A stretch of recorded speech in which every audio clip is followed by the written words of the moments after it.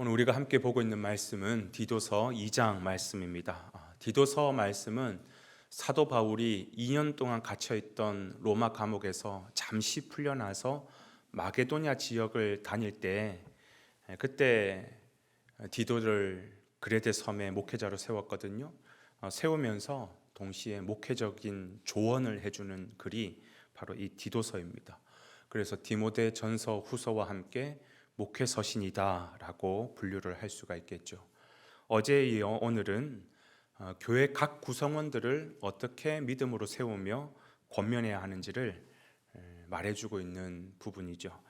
교회 각 구성원이라고 한다면 한마디로 남녀노소 이렇게 분류를 할 수 있을 것입니다. 오늘 말씀 역시 그 기준으로 한 사람 한 사람 권면을 세우고 있죠. 먼저 나이가 많은 성도들에게 먼저 권면을 하고 있습니다.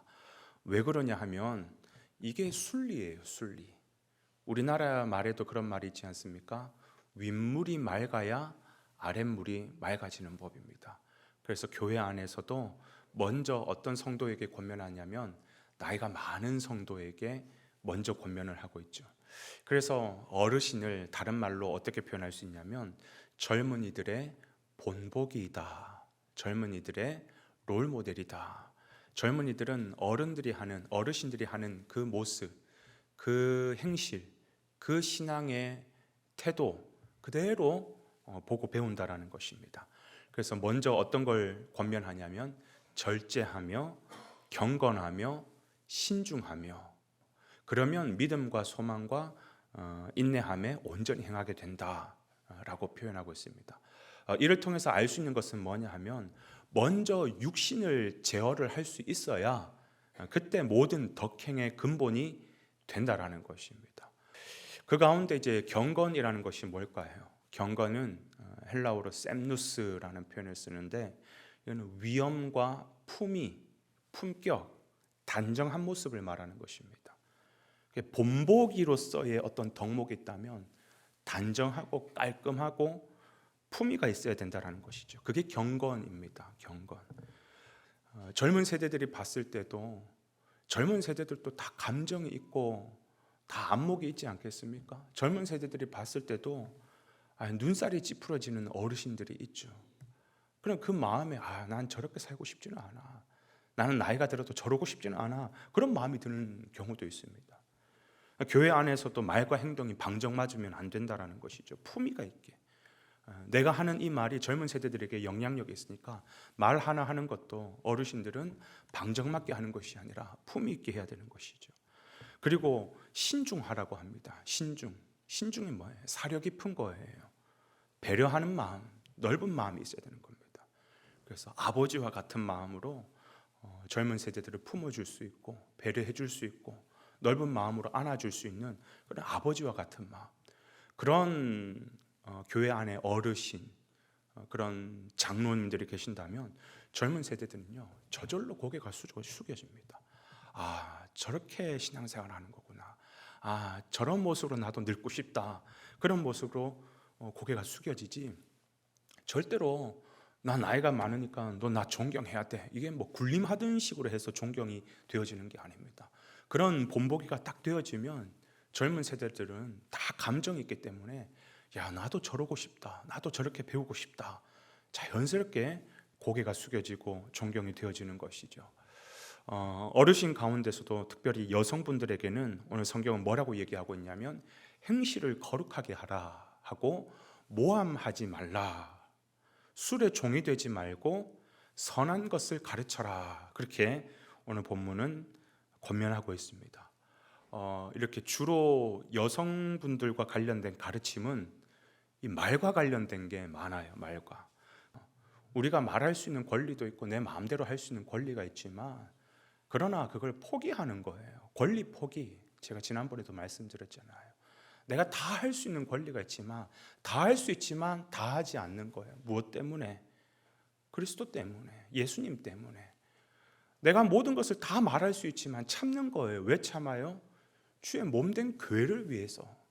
그렇기 때문에 사도 바울도 내가 모든 것을 다 가능하지만 내가 참는 것, 내가 먹는 것도 다 먹을 수 있지만 먹지 않는 이유가 뭐냐?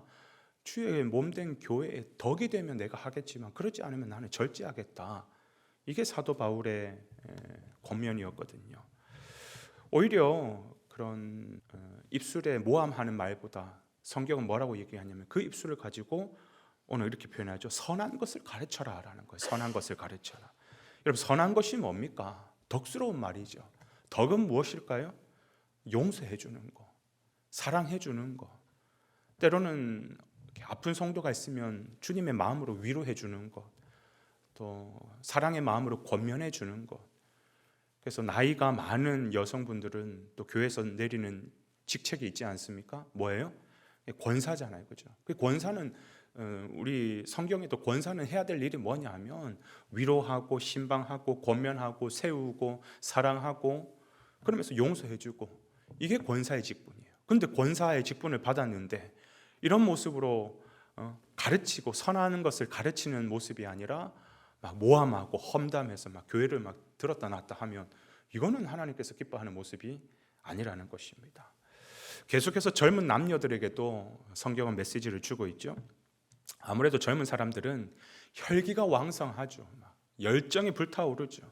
그러다 보니까 장점도 분명히 있겠지만 동시에 단점도 있습니다. 그게 뭐냐면 이성적으로 합리적으로 생각하기보다는 좀 정욕이 앞서기도 하고 또 욕심이 앞서기도 하고. 왜 그러냐? 혈기가 넘치다 보니까 그렇습니다.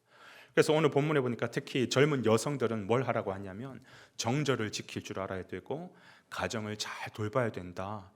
주로 젊은 여성과 관련한 메시지는 가정과 관련된 메시지가 많다라는 것을 보게 됩니다. 다른 성경 잠언에서도 그런 표현이 나오죠. 현숙한 여인을 얻는 것이 진주를 얻는 것보다 낫다라고 얘기하고 있어요. 물론 가족 모두가 함께 화목한 가정을 만들어야 되지만 그 중심에는 누가 그 역할을 잘 감당해야 되느냐? 엄마, 아내가 그 역할을 잘 감당해야 된다는 것이죠. 그런가 하면 젊은 남자들에게는 어떤 권면을 하고 있냐면, 젊은 남자들은 또 혈기가 굉장히 많다 보니까 하나님의 말씀에 순복하기보다는 하나님의 말씀을 거슬러서 정욕과 욕심으로 부패하기가 쉽다라는 거예요. 그래서 술과 음란과 방탕한 삶을 살 수가 있다라는 것입니다. 철저히 젊은 남자들은 이것들로 멀리하고 늘 하나님 말씀에 자기를 죽이고 자기의 정욕을 제어하고 혈기를 제어하면서 하나님 말씀에 순복하고 순종하는 삶을 살아야 될 것을 가르치고 있습니다. 특별히 젊은 남자들과 관련해서 또 이 말과 관련한 표현을 하고 있죠. 포건하지 말라라는 거예요. 포건하지 말라. 이 말로 사람을 죽일 수도 있기 때문에 절대로 이 말 가지고 분노 섞인 말, 욕하는 말, 비난이 섞인 말 포건하지 말라라는 것입니다. 그래서 그런 것 때문에 오늘 본문에는 뭐라고 표현하냐면 믿지 않는 자들로 하여금 흠잡을 게 없게 하라라는 거예요. 그 말 하나로. 교회 안에서도 보면 젊은 그 남자들의 그 말의 그 거친 말, 분노 말, 화가 나서 분노하는 말, 상대를 배려하지 않고 함부로 그냥 던지는 말. 아니요. 그것 때문에 믿지 않는 사람들이 뭐라 하겠어요? 야, 저 사람은 교회를 다니면서도 저렇게 말하네? 시험에 든다고요. 절대 그렇게 믿지 않는 자들로 흠잡을 게 없도록 그 말에 있어서도 정결해야 된다. 바른 말을 써야 된다. 성경은 우리에게 가르치고 있습니다.